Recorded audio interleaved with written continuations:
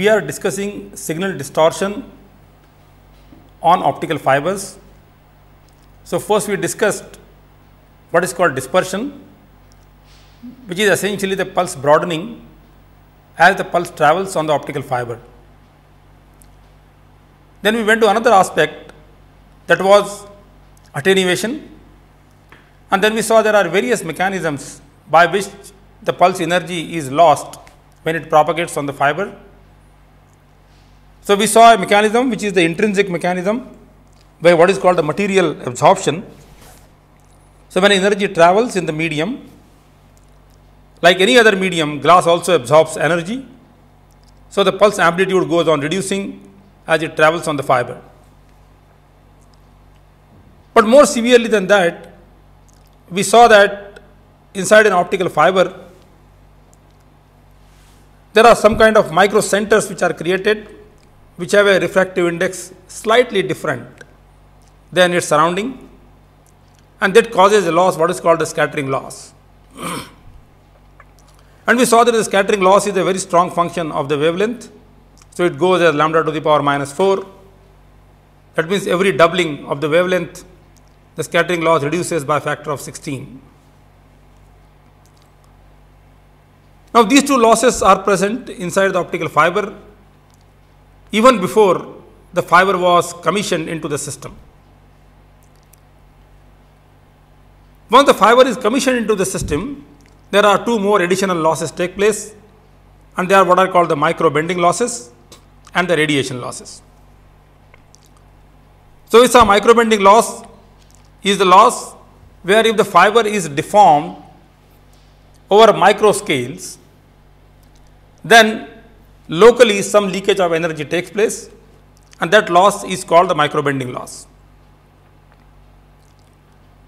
Now, another loss which is of importance is what is called the radiation loss, and that is if the fiber is gently bent over a large arc, and if the radius of that arc is much larger compared to the wavelength, then you have a leakage of energy, and that is what is called the radiation loss. So, let us understand, when the fiber is gently bent, why the radiation takes place from the optical fiber. So, first let us consider the fiber which is the straight fiber. So, if you have a fiber which is straight like this, then the mode propagates inside this, and the phase fronts are perpendicular to the axis of the fiber. So, you have the phase fronts which are parallel planes like that. So, when the energy travels inside the optical fiber, every point on this phase fronts travels with the velocity, which is the group velocity or the phase velocity, depending upon whether we are considering pulse or you are considering continuum signal. But important thing to note here is that every point on this phase front moves with the same speed. However, now if I gently bend the fiber, then the fiber becomes an arc like that. So, this is the fiber now, and now the phase fronts are again perpendicular to the direction of propagation, but direction is now become along this arc. So, the phase fronts are no more parallel, but they are like the fan which are pivoted to the center of curvature of this arc. So, you have phase fronts which will look something like this, something like this, something like this, something like this, and so on.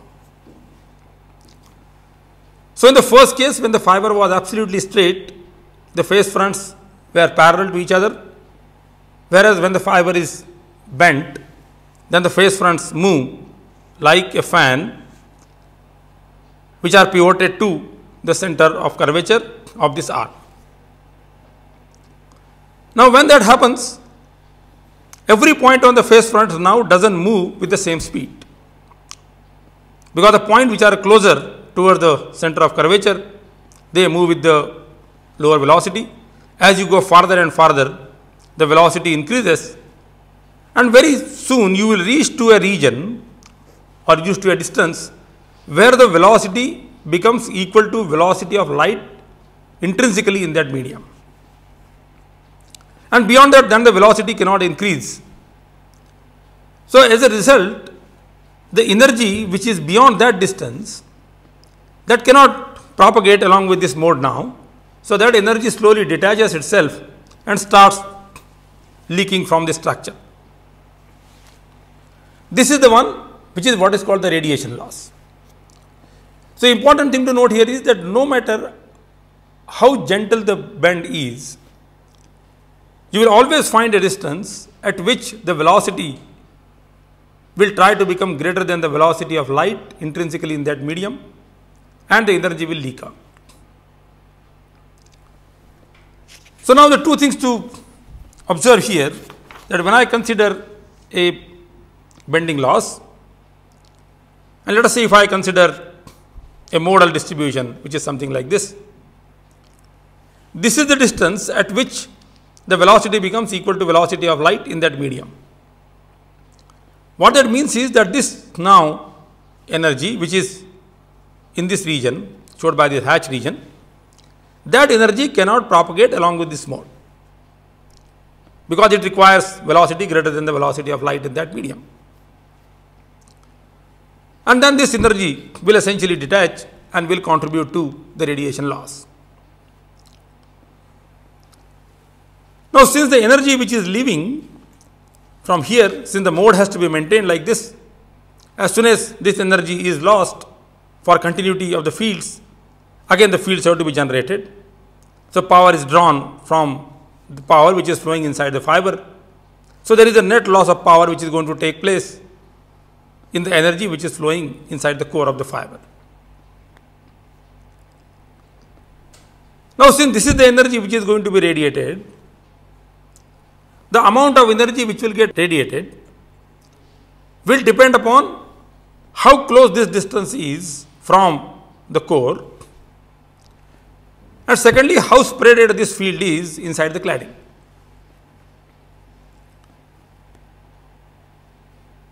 The first thing is very clear, that as you bend the fiber more and more, the radius of curvature will decrease, and because of this distance will come closer and closer. So, sharper you bend the optical fiber, more will be the radiation loss, because closer will be this distance and this energy will go on increasing.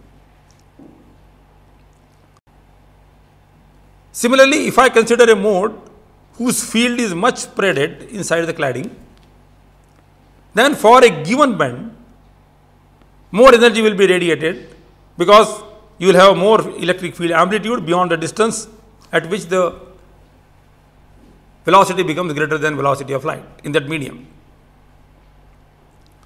And we know from our modal analysis that as you go to higher and higher order modes, the more and more field now is inside the cladding. So, what that means is, for a given bend, higher order modes will suffer more radiation loss, because their field is going to be more spreaded inside the cladding, and lower order modes will be least affected.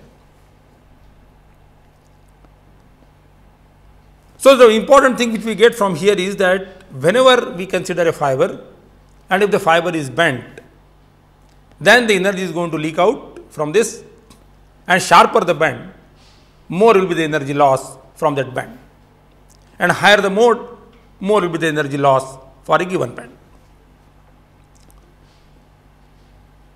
However, one can calculate this. The analysis is not very trivial.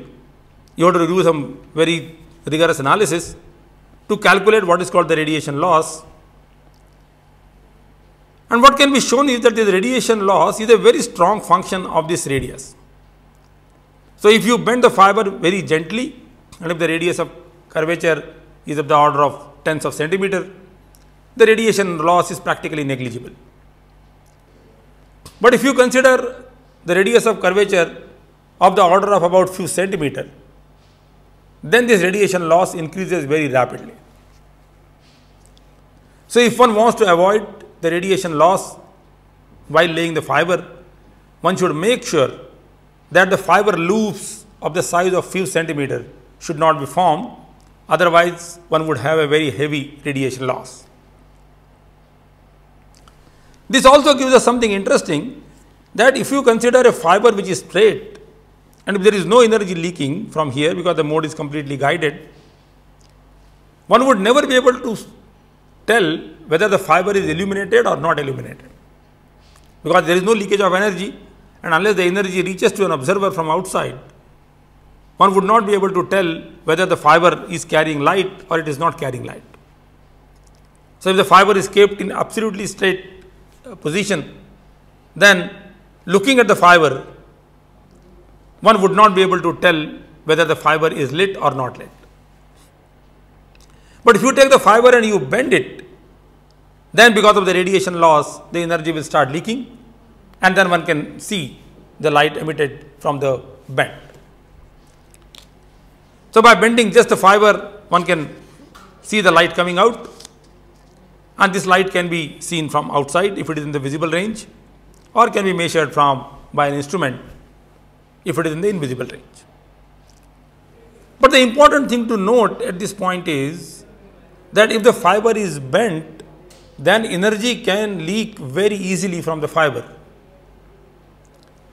Now, recall when we were talking about the characteristics of optical communication in very first lecture, we had said that optical communication is very secure. That means no data can be tapped when the information flows inside the optical fiber. What we however see now is that if you take a fiber and just bend it, the energy can simply leak from the fiber and the signal can be tapped.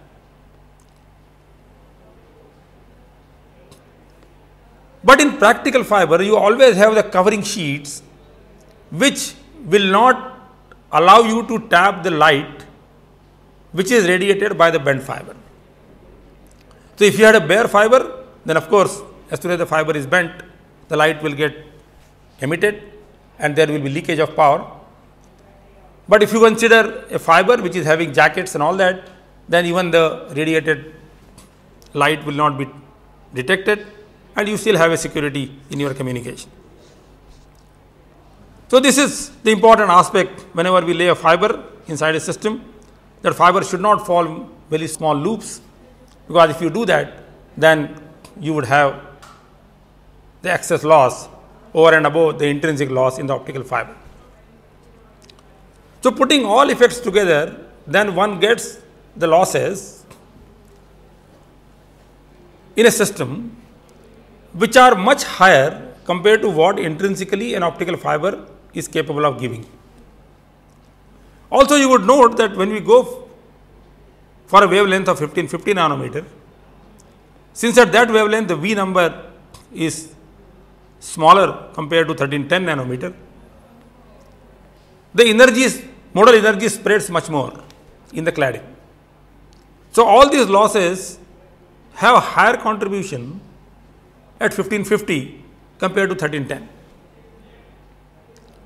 So, though theoretically we see that the attenuation for glass is minimum at 1550 nanometer and 1310 nanometer the losses are higher, in practice when the fiber is laid in the system, invariably we find that the losses at 1550 are comparable or higher than 1310, because these losses, the micro bending losses and the radiation losses, they become large at 1550 nanometer compared to 1310 nanometer.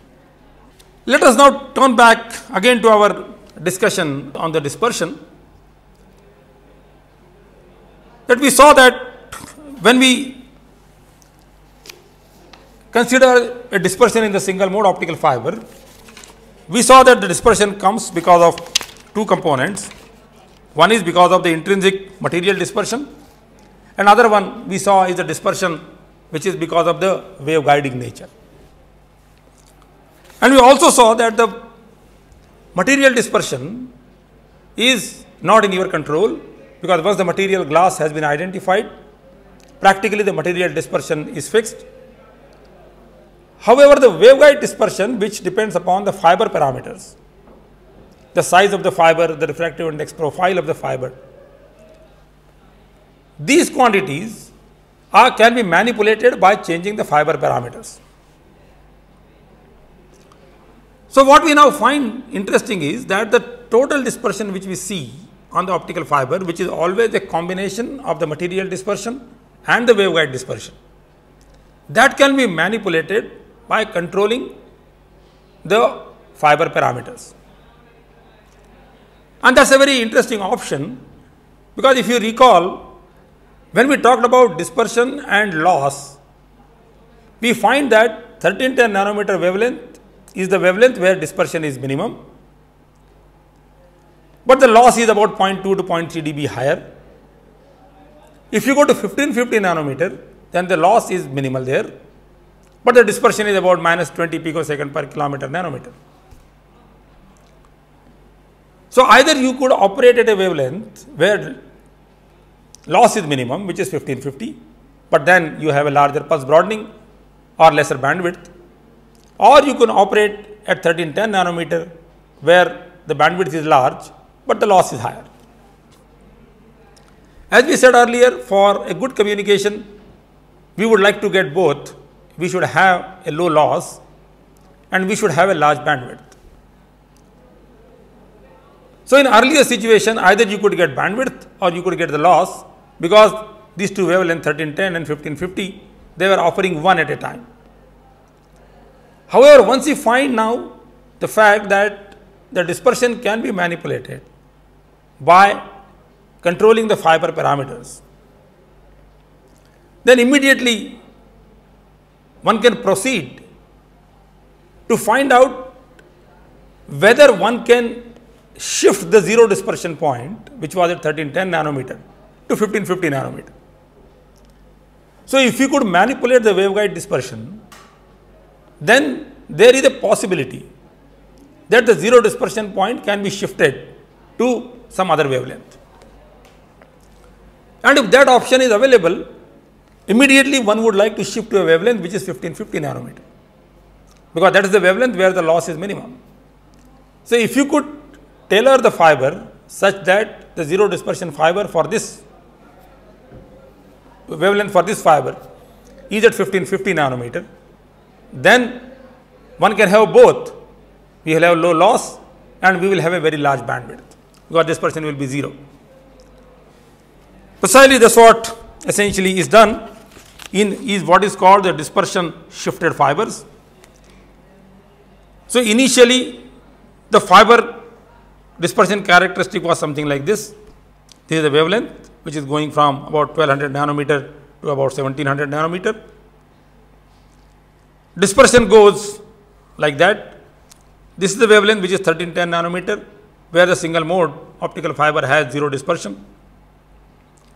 But now, by changing the refractive index profile of the fiber and size of the fiber, we manipulate the waveguide dispersion such that this curve is shifted something like that, like this. So, now the zero dispersion point has been shifted from here to here, which is around 1550 nanometer. So, this fiber gives you both advantages. It gives you a low loss and it also gives you a large bandwidth, because zero dispersion point is shifted now to 1550 nanometer. So, this is one of the interesting fibers which is used in today's communication system, because that fiber essentially gives you the broadband characteristic at 1550 nanometer. When this is happening, that you could manipulate the dispersion characteristic to shift the zero dispersion point from here to here, the laser technology had improved significantly, and also the fiber technology loss performance also improved significantly. So, you had that peak which was there between these two windows of 1310 and 1550 nanometer. That window was slowly removed, that peak was slowly removed to get a very large window from about 1200 nanometer to 1600 nanometer. So, we had a very large low loss window now available, which was going from 1200 to 1600 nanometer. The lasers were available which could give sources at any arbitrary wavelength you like between 1200 and 1600 nanometer. So, only issue was, can we manipulate dispersion characteristics so that the dispersion remains low over this entire band from 1200 nanometer to 1600 nanometer. And precisely that is what the engineers did. They went and modified the profiles of the optical fiber and manipulate the dispersion characteristics so that you get dispersion characteristics something like that. Now, note here that when you have a dispersion characteristic something like this has a 0 dispersion point at 1550. It also has a 0 dispersion point at 1310. That means this fiber can accommodate all the old systems or old electronics which was operating at 1310 nanometer. It can accommodate all the modern electronics which is going to come at 1550 nanometer. And if need be, it can also accommodate the entire band between this 1300 to about 1600 nanometer. So, now you see, by designing this special type of fiber, what are called the dispersion flattened fiber. Dispersion characteristic is flat now and is very close to 0. You got a low dispersion flattened fiber, where effectively now the bandwidth is about 1300 nanometer to 1600 nanometer, about 300 nanometer bandwidth. This is now is the true wideband medium. So, note now, when we started with optical fiber, the bandwidth which was utilizable, the usable, was very small, and by doing all these innovative things, essentially now we have got a fiber which has a bandwidth as large as about 300 nanometer. And if you recall, 1 nanometer is about 100 gigahertz. So, you have 300 nanometers. So, 300 into 100 gigahertz. That is the kind of bandwidth now this dispersion flattened fiber can offer. So, the dispersion profile essentially has become now very complicated. So, earlier when we had a single mode fiber, the dispersion profile was a step profile something like this, where this was N2 and this was N1.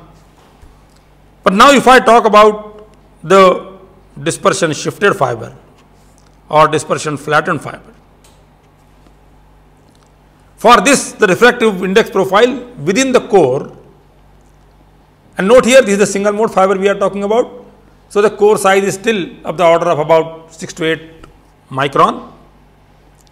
Within that, now we have got a refractive index profile which is extremely complicated. We can create a refractive index profile which could be something like that.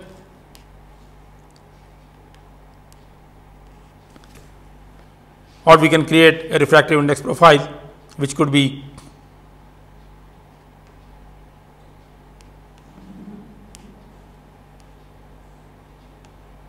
something like this. This size from here to here is that fiber core diameter, which is about 6 to 8 micrometer. So, as the technology has progressed, you can make now the fiber with a very accurate refractive index profiles, and you can create these extremely complex refractive index profiles within the core of the optical fiber, which has a size of about 6 to 8 microns, and that gives you a large flexibility in achieving the desired dispersion characteristics. So, the fiber technology and all these innovative ideas essentially has improved the dispersion characteristics of the optical fiber, and now we have got truly a very wide band medium which has a bandwidth of about 300 nanometer or 300 into about 100 gigahertz.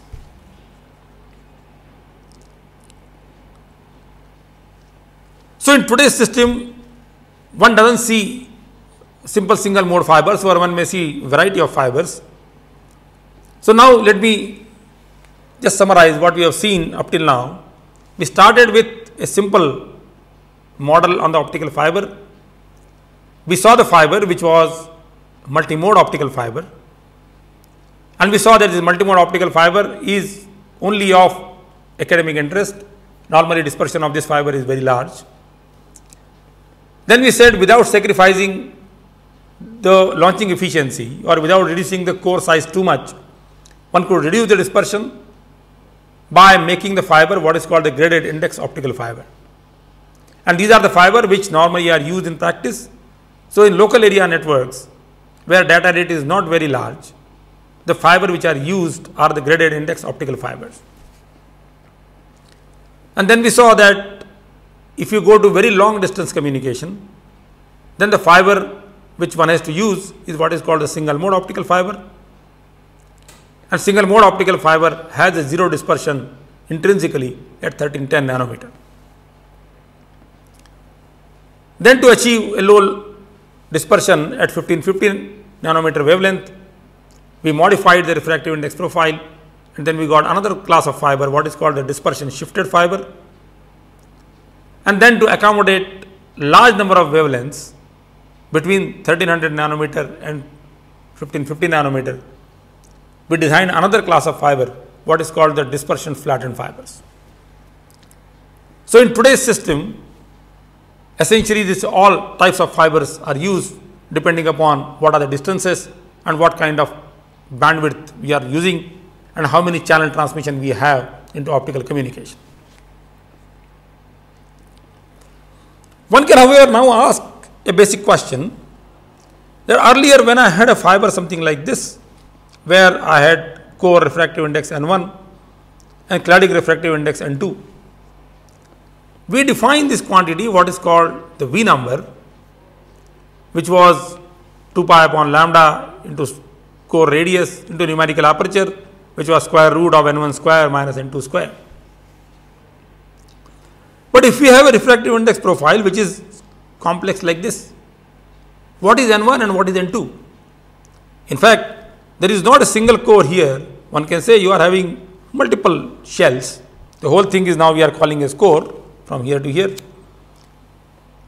So, you have an inner region and then you have a ring around it and then ring around it, and so you have a multiply cladded region that we call as core, and then where the refractive index become constant, that essentially we call as cladding.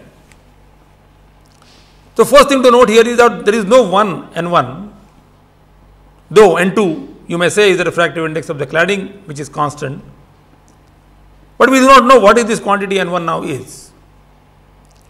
So, obviously, this parameter V number which you could define for this kind of refractive index profile cannot be defined for the refractive index profiles like this. So, one has to find another means of characterizing the fiber. We know that the fiber is still the single mode optical fiber, and if you look at the field distribution of the single mode optical fiber, we know that the mode which is propagating is LP01. So, it has a maximum at the center and then the field dies down monotonically as we go away from the center of the fiber. So, typically if you look at the field distribution of the fiber, the typical distribution, so this is the core of the fiber, field is maximum here, it goes like that and then it dies down something like this. So, this is the field distribution which is plotted magnitude of E as a function of R for LP01 mode. And we also know for single mode optical fiber, the V number is very close to about 2.4. One can then show that this field distribution which we have here can be very closely approximated by a Gaussian distribution. So, within few percent error, essentially you can find the variation of this field. It can be approximated by the Gaussian distribution. So, inside a fiber, essentially in a single mode fiber, this is the core which is now very small, and that is the field distribution which you have, which we can approximate by a Gaussian distribution. Then one can say where the field dies down to 1 over E of its maximum value, if I get that point. And if I measure that diameter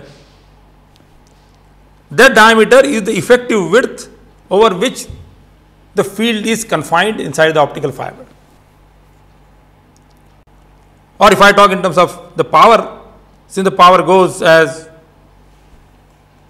mod E square, where the power dies down to 1 over E square of its maximum value, that is the point which you can call as the effective distance up to which the field extends.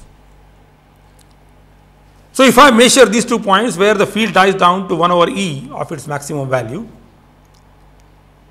then you can calculate this diameter, and this diameter we call as the mode field diameter of the fiber.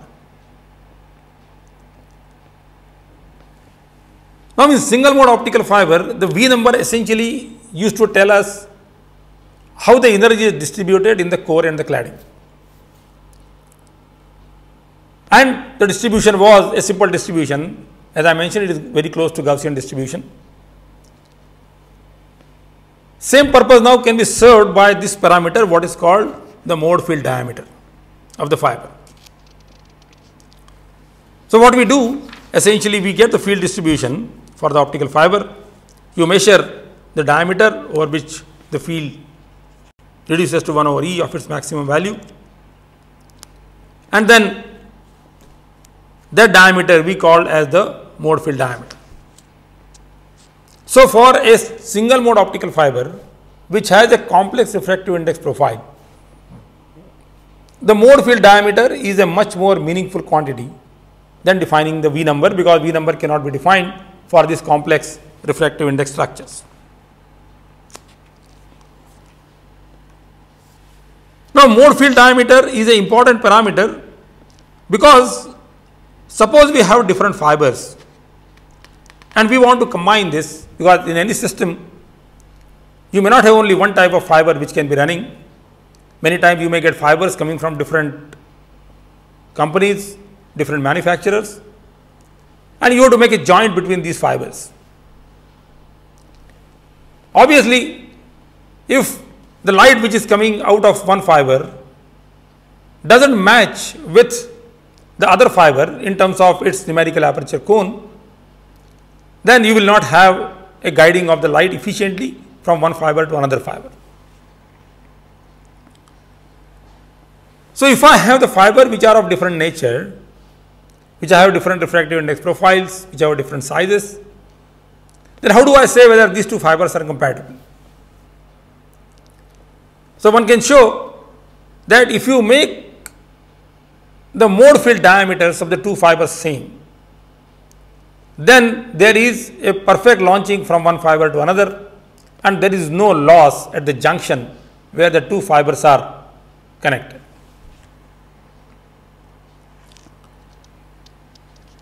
So, essentially whenever we want to make a joint between two fibers,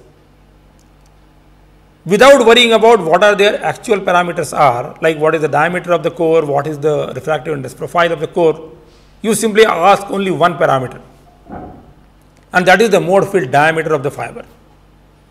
If the two fibers have mode field diameter same, then they can be joined without a loss of light launching efficiency, and that's why this parameter is a very important parameter.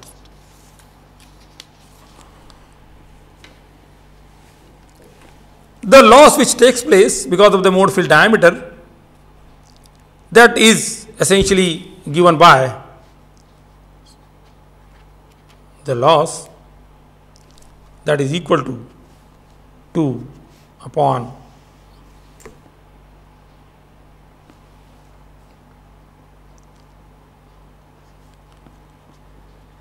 MFD1 upon MFD2 plus MFD2 upon MFD1.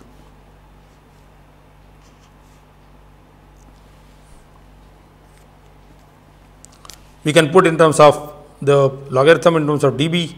So, I can take log 10 like that. So, note here when MFD1 and MFD2 are equal, this is 1, this is 1. So, this ratio will be 1, log of that will be 0. So, you will have a 0 dB loss. Whereas, when these two diameters are not equal, then from here approximately you can calculate how much will be the loss at the junction when the two different kinds of fibers are joined.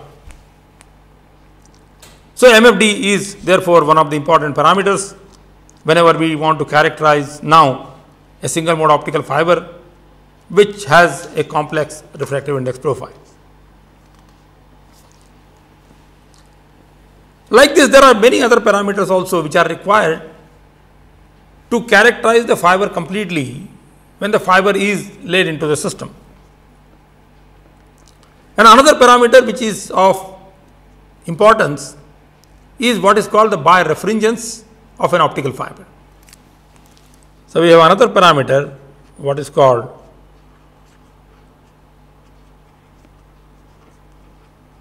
birefringence of a fiber.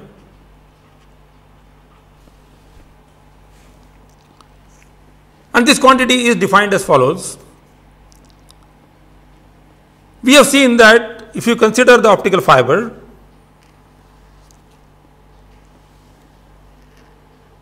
with a core which is absolutely circular,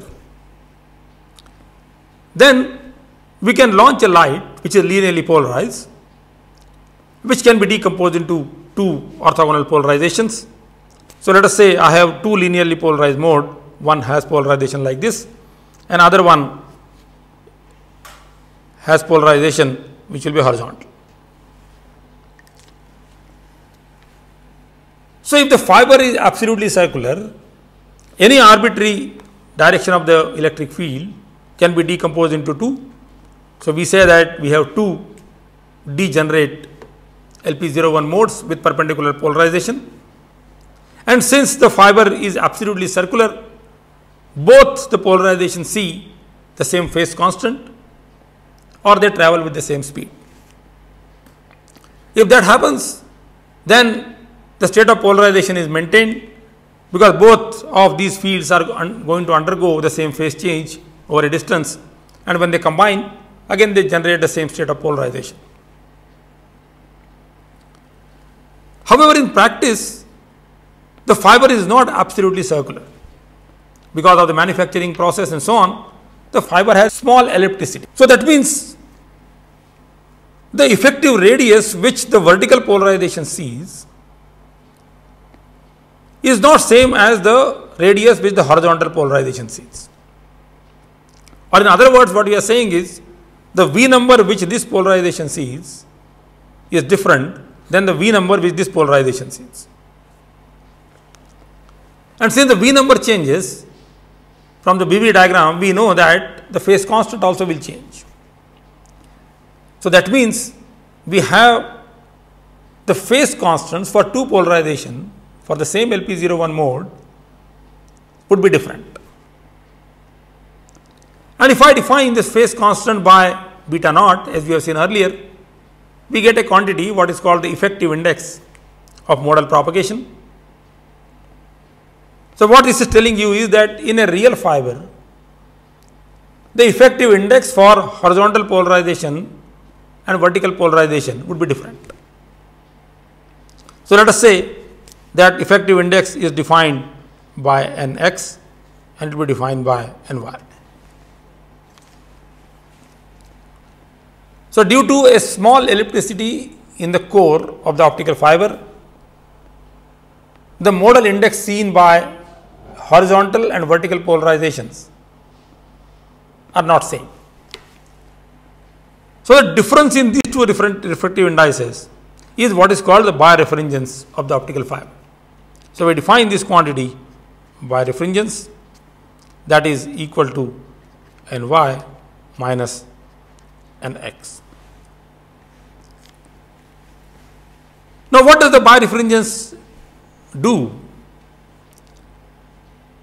Firstly, it will be immediately clear that the phase constant of this polarization will be beta naught into Ny, and the phase constant of this polarization will be beta naught into Nx.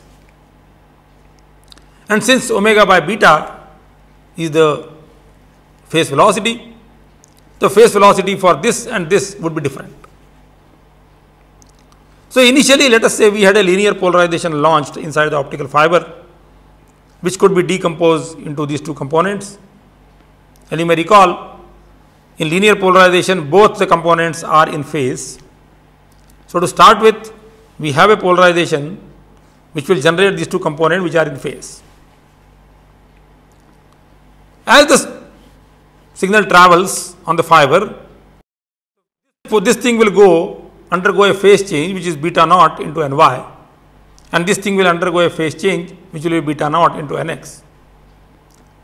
And since Ny and Nx are not equal, essentially there is a phase difference between these two components now. And when there is a phase difference between the two components, the state of polarization is changed. So, if the phase difference between these two becomes 90 degrees, the polarization will become circular. Any other phase difference, you will get a polarization with the elliptical polarization. So, now what we see is that when the light propagates in an optical fiber in the single mode, then let us say this is the fiber, light is propagating in this. Here the polarization was linear when it was launched, let us say it was something like this. As it propagated along the length, slowly it become elliptical, then after a certain distance it becomes circular, because the phase difference has become 90 degrees. Again the phase difference will increase, so again it will become elliptical, and so on, and linear, and so on and so on. So, as the light travels along the optical fiber, the state of polarization will go on continuously changing. Distance over which this thing changes, that we call as the beat length on the optical fiber. So, we can define what is called the beat length.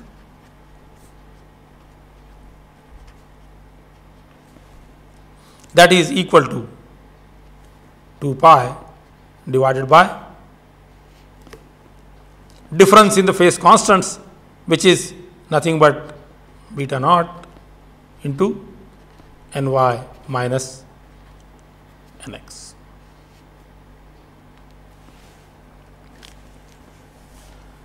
So, this is the distance now, the beat length, over which the phase difference would change by 2 pi. So, again the same polarization will be generated over from that distance. So, because of this variation in the size of the core of the optical fiber, the whole lot of things happen, and one of the things which happens here is the what is called the change in state of polarization. If I see in terms of the group velocity, the same thing will happen to group velocity also, that whatever pulse I launched inside this, the pulse energy will get divided into two polarization, horizontal and vertical, and the two will travel with different group velocities. So, you will see that there is a tendency for pulse to separate out because of this. So, if I take now a fiber like this, and if I launch an optical pulse, the pulse energy will get divided into two polarization, one is this, one is this. And as it travels, because of the birefringence variation inside the optical fiber, you will see that the two pulses will not reach at the same time on the other side of the fiber. So, there will be a difference in this, and again this phenomena is a statistical phenomena. So, you will not get a systematically this pulse is moving forward or this is going ahead. There will be some kind of a jitter, something kind of thing will be developed because of this, and you will have an effective broadening of the pulse because of this phenomena. This is what is called the polarization mode dispersion. And in fact, this is the dispersion which is becoming a bottleneck in the high speed communication. So, even if you could design the fibers which are having very low dispersions and so on, ultimate the limiting factor would be what is called the polarization mode dispersion. So, this quantity also is an important parameter. In normal system where data rates are very small, these factors do not contribute, but when we talk about data rates of few gigahertz or 10 gigahertz, or try to increase the data rate beyond that, then essentially all these factors they starts playing a role. So, we see now the dispersion, not only we have a material dispersion, intramodal dispersion, but we also have what is called the polarization mode dispersion inside the fiber.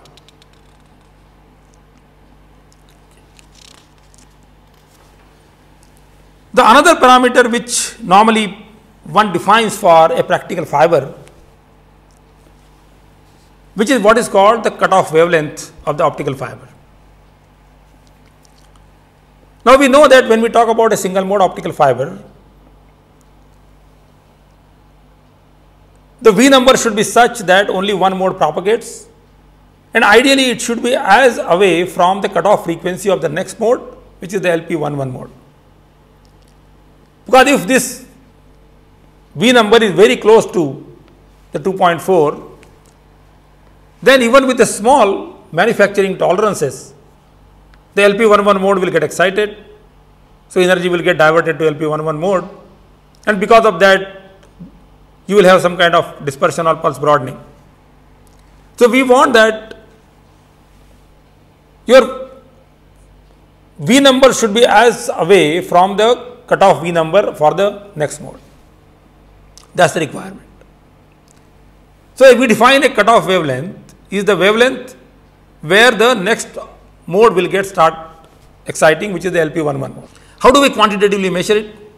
So, there are certain standards which are defined for measuring the cutoff wavelength, and the standards are as follows. You consider about 2 meter long fiber and excite this fiber with a tunable laser source which can excite both the LP01 mode and LP11 mode in equal proportion. So, now I have a fiber which is about 2 meter length, and then you are exciting this fiber with a tunable laser source which can excite both the modes LP01 and LP11. Now, let there be a loop formed because of this fiber. So, this fiber loop is of the order of about, let us say, 3 centimeter. The light is launched inside this, which launches LP01 plus LP11 mode.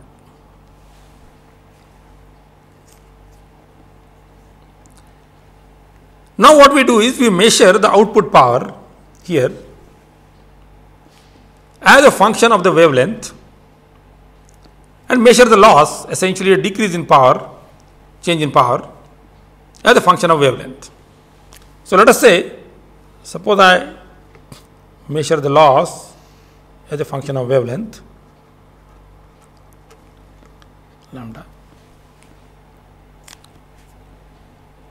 If I go to very small wavelengths, then both the modes are well excited inside the optical fiber. They are well confined inside the core, and even with the bend in this loop, which essentially would normally give a radiation loss, since both the modes are well inside the core, the radiation loss is negligibly small. So, you will see most of the power appears at the output. So, the loss is very small. As you increase the wavelength and as you reach to a wavelength where now the LP11 mode is approaching cutoff. If this mode approaches cutoff, then its energy spreads more in the cladding, and because of this loop now that energy is lost very quickly, because we saw that as you bend, if you are having more energy inside the cladding, there will be more energy loss for that. So, as you increase the wavelength, where the lambda becomes close to the cutoff wavelength of LP11, you will see there will be loss of energy corresponding to LP11 and the loss here will increase. If I go to a wavelength still further, then LP11 will not get excited at all because it will be below cutoff, and then the whole energy will be launched into LP01 mode, which will not have a loss inside this loop again, and you will get almost the full power coming here. So, if I look at now the typical loss profile, it will look something like this.